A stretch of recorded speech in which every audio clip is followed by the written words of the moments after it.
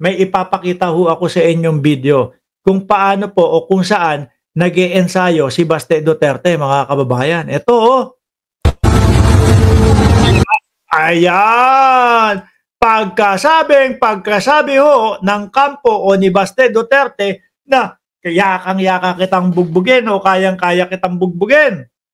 No, bigla naman po silang nagpalabas nung ganitong mga video ho, na umuupak si Baste nung trainer. Ayun oh.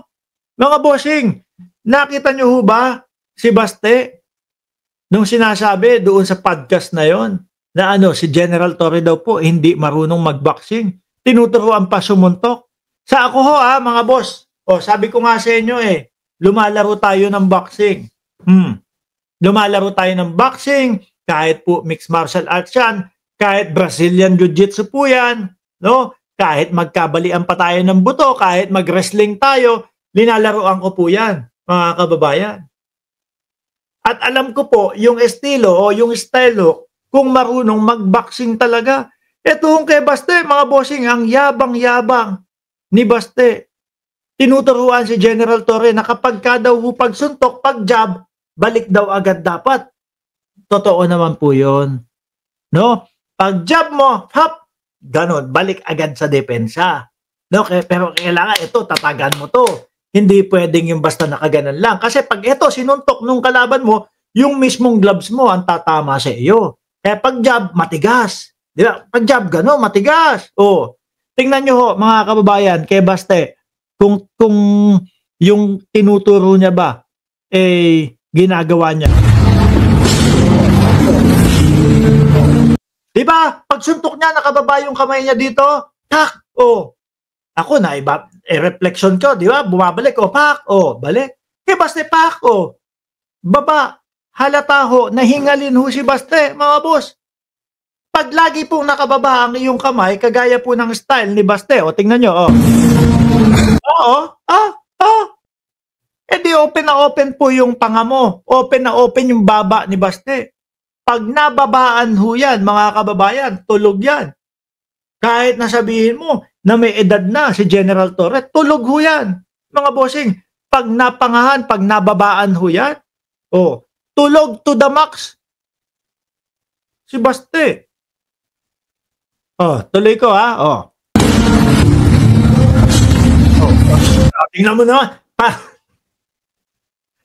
Kumbaga parang pagong ho sa bagal Ang isang boksingero, lalo na kulang sa speed, mga bossing, kitang-kita po yung suntok niyan. No? Madali pong makakailag si General Torre dyan. Tapos biglang ika-counter si Baste Duterte. Ira-right hook. Wala na.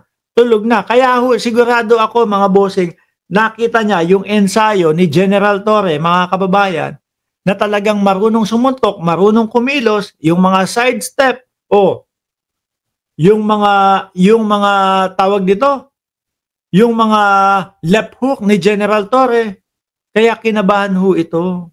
No, alam niya na wala pong babat-batin yung boxing skill niya. Tuloy ko. Nakita nyo, nakababa yung kamay. Di ba? Wala akong babat-batin to. Walang kadepensa, mga bossing. Importante po, no, sa isang boksingero kapag ka laging nakaangat yung kamay.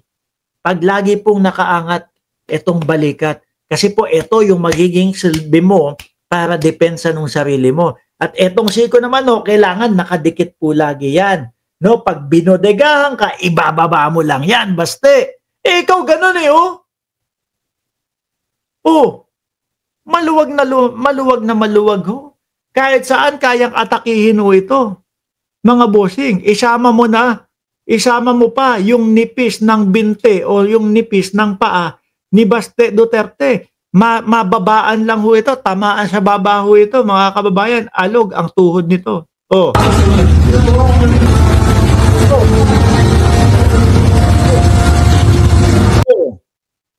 Diba? Pabunjing-bunjing ho yung boxing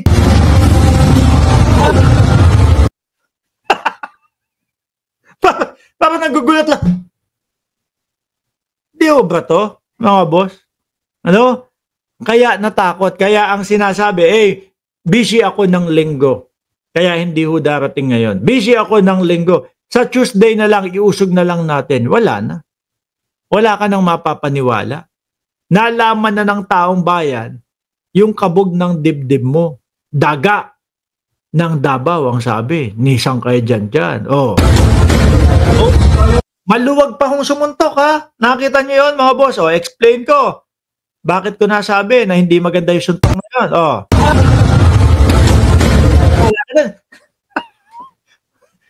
Pag gano'n, yung kala mo yung mga nag-aaway na mga Barbie. Pag gano'n, bakit to? Pag sumuntok ka, open agad. Kailangan pagka-left, gano'n agad. Tapos balik agad. Di ba pag umaper ka, ipit pa din dito, tago pa din. Pagbaba, gano'n lang. Yung kay Basti, parang lumilipad yung mga, lumilipad yung mga kamay-kamay. Di ba? Upper ka, ganon Bats, laging may depensa. Ikaw ang sinasabi mo, walang depensa si General Torre. Pero yung jab pa lang pag ganon na, mga kababae, di open na open ito. Di ba? Kailangan, jab, pack bag. Balik.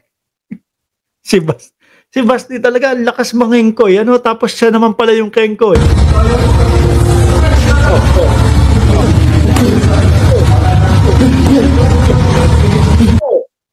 Buenas ka, hindi sumusuntok yung trader mo.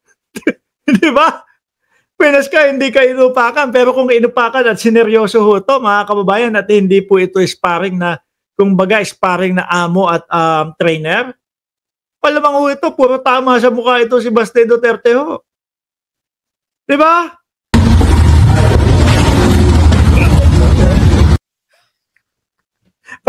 Parang nananahi. Parang nananahi si Basti,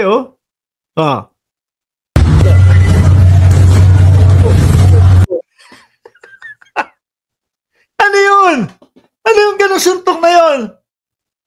Diyos ko po, lakas manghamon, ang lakas magsabi.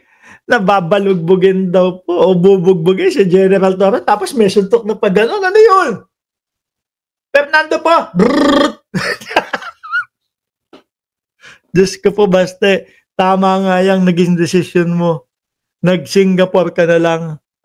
At least, hindi nabangasan yung mukha mo. Leo ba? Hindi na napagtawanan. At least, pinagtatawanan ka kasi nga, yun, hanggang nasasabihan kang duwag. At least, hindi ka na mapagtatawanan pa na binugbog ako nung matanda, binugbog ako nung 54 anyos na isang general. No? Na sinabihan ko na pangarap kong makasampal ng isang general. Ito na, pagkakataon mo. Ito na ho, mga kababayan, yung pagkakataon ng isang Basti Duterte na makasampal ng isang general na inaasam-asam niya. Bakit hindi pumalag? Bakit? Kung ano-anong alibay ang mga sinasabi. Hindi tumuloy-tuloy, di ba? Ang daming alibay. Kesyo naman ngayon mga kababayan, hindi ako pwedeng sa linggo kasi may gagawin ako Tuesday na lang o kaya Wednesday na lang.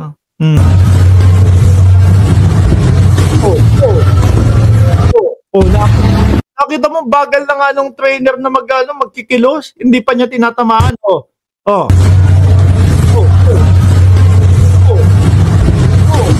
Wala ito. Huling-huli, kitang-kita yung mga suntok, mga kababayan. Kung mabagal po ang pagong, baka magkaparehas lang po sila ng kilos. Di Basti Duterte. Ano yung suntok mo, Basti? Bugudugudugudug. No? Body shot. Body shot. Di ba? Jab. Balik. Jab, balik. Straight. Kasama to. Kasama yung bigat ng katawan mo. Kasama yung kalahati ng katawan mo. Di ba?